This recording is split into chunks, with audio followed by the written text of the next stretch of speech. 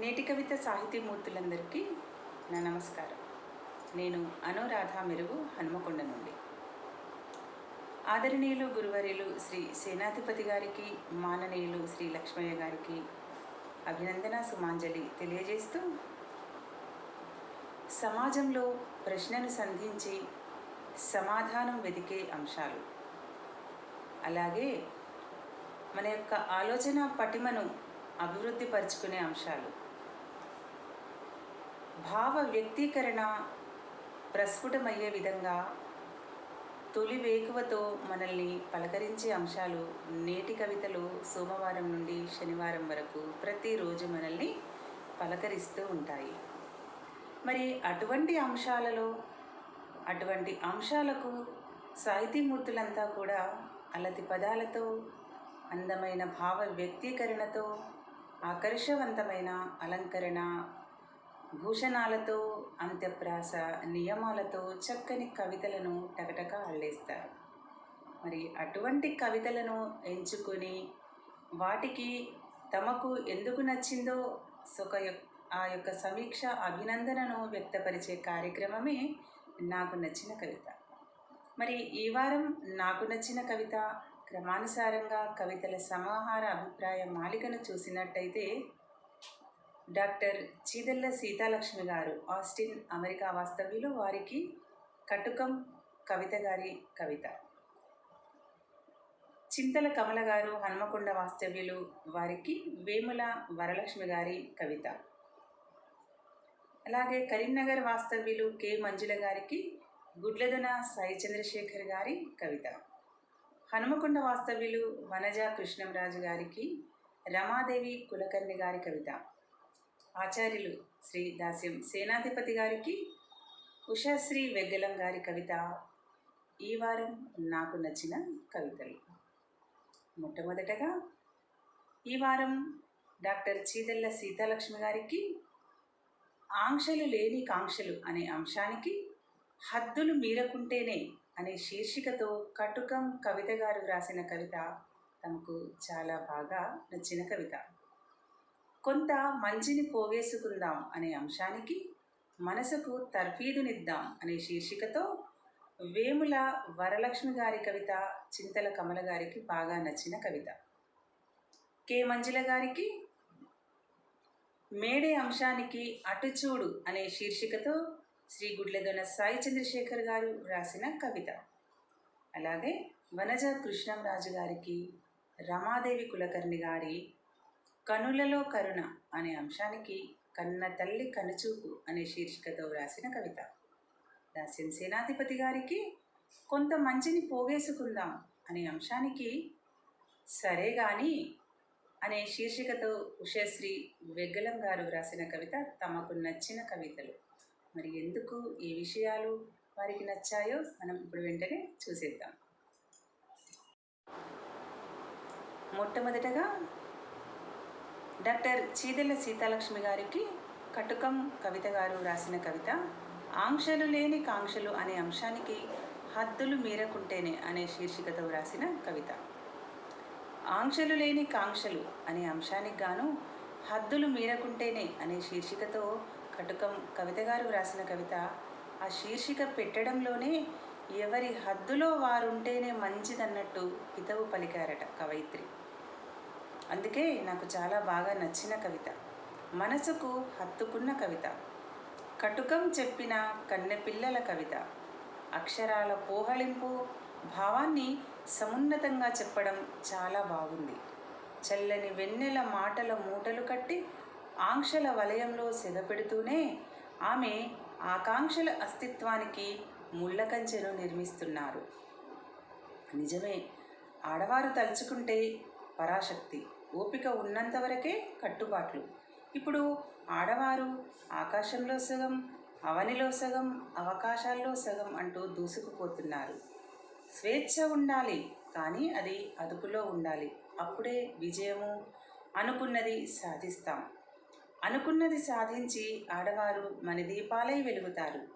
ఏదైనా దుర్వినియోగం చేయనంతవరకే. పుట్టుకతోనే ఆంక్షలు, వీడితేనే నెరవేరు కాంక్షలు. యుగాలు మారినా మారని సంకెళ్ళు తీరని కాంక్షలు, వీడని ఆంక్షలు, పాతకాలంలోనే గౌరవంగా బ్రతికారు, అభివృద్ధి ముసుగులో మోసపోతున్న ముదిత అంటూ తన యొక్క కవితను చాలా బాగా సమీక్షించారు చీదెళ్ళ సీతాలక్ష్మి గారు. మనసుకు హత్తుకునే కవిత వ్రాసిన కటుకం కవిత వారికి అభినందనల సుమాలు అందజేస్తూ, అలాగే డాక్టర్ చీదెళ్ళ సీతాలక్ష్మి గారికి శుభాకాంక్షలు మరియు ధన్యవాద స్తుతులు తెలియజేస్తున్నాను. తర్వాతి కవిత వేముల వరలక్ష్మి గారు వ్రాసిన కొంత మంచిని పోగేసుకుందాం అనే అంశానికి చింతల కమల గారు బాగా నచ్చి వారి యొక్క కవితకు తమ యొక్క సమీక్షను అందించారు. మనసుకు తర్ఫీదునిద్దాం అనే శీర్షికతో వీరు రాసిన కవిత ఎందుకు నాకు బాగా నచ్చిందంటే, మనిషి ఎదురుపడితే మౌనంగానైనా పలకరించుకుందాం, కళ్ళతో కుశల సమాధానాన్ని అడిగి తెలుసుకుందాం, సదా పెదాలపై చిరునవ్వులు తొలగకుండా కొందరితో కలిసి మెలిసి ఉందాం అంటూ చాలా చక్కగా వివరించారు. మదిలోని అహంకారాన్ని తరిమేద్దాం, కోరికల వలలో పడి జీవితాన్ని పాడు చేసుకోవద్దని, చేతనైతే సాటివారికి సహాయం చేద్దాం అని చెప్పడం నాకు బాగా నచ్చింది అంటూ చింతల కమల గారు వారి యొక్క కవితకి సమీక్షని అందించారు. అలాగే అభినందన సుమాలను కూడా అందజేశారు. తల బిరుసుతనాన్ని తగ్గించేట్లు మనసును మంచివైపు మళ్ళిద్దాం, మానవత్వ ఫలాలను అందరికీ పంచిపెడుతూ మనిషిగా కొంత మంచిని పోగేసుకుందాం, మమతల సౌధాన్ని నిర్మించుకుందాం. చక్కని భావ వ్యక్తీకరణ చేసి ఆ కవిత నాకు బాగా నచ్చిన కవిత అంటూ చింతల కమల గారు వేముల వరలక్ష్మి గారి కవితకు చక్కని అభినందన సమీక్షని అందించారు. వేముల వరలక్ష్మి గారు మీకు అభినందనలు తెలియజేస్తూ, అలాగే చింతల కమల గారికి ధన్యవాద స్తుతులు అందజేస్తున్నాను. మేడే అనే అంశానికి గాను అటుచూడు అనే శీర్షికతో గుడ్లెదున సాయి చంద్రశేఖర్ గారు వ్రాసిన కవిత కె మంజుల గారికి నచ్చిన కవిత. అర్ధ ఆకలి తీరని డొక్కల చప్పుడు చూడు అనే పదం నాకు చాలా బాగా నచ్చింది. ఎండిన కన్నులు, మండిన మనసులు, అరిచే కేకలు, చెల్లిన నూకలు, బడుగు జీవి భవితవ్యం చూడు, బ్రతుకు జీవుడా అనే వేదన చూడు. ఈ పదబంధాలు, అంత్యానుప్రాస అలంకారాలు చాలా బాగా నచ్చి ఈ యొక్క కవితకు నేను సమీక్షను అందిస్తున్నాను అని కె మంజుల గారు వివరించారు. మంజుల గారికి ధన్యవాద స్తుతులు అందజేస్తూ గుడ్లెదున సాయి చంద్రశేఖర్ గారికి అభినందన మాలలు అందజేస్తున్నాను. అలాగే ఇంకొక కవిత వనజ కృష్ణంరాజు గారికి నచ్చిన కవిత.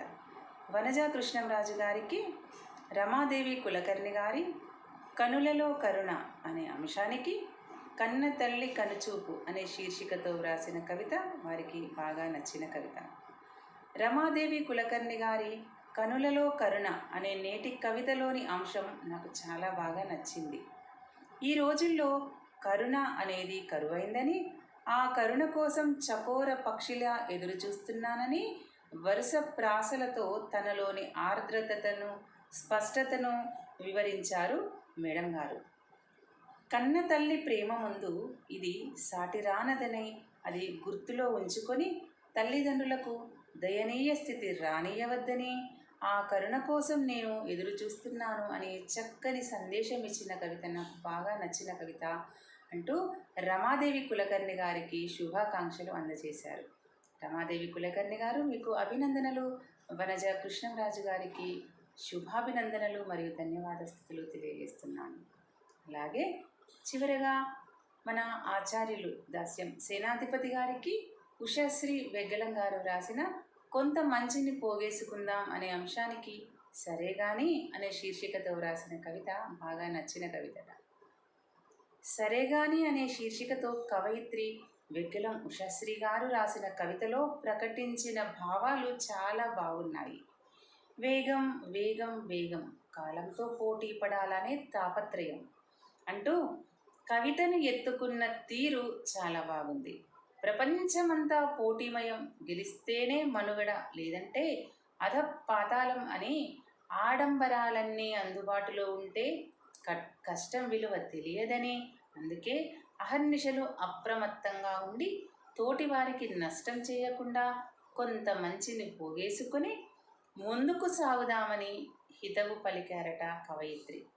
ప్రేమను పంచి బంధాలను నిలుపుకుందామని, బాంధవ్యాలను పొందుపరుచుకుందామని పిలుపునిచ్చారు.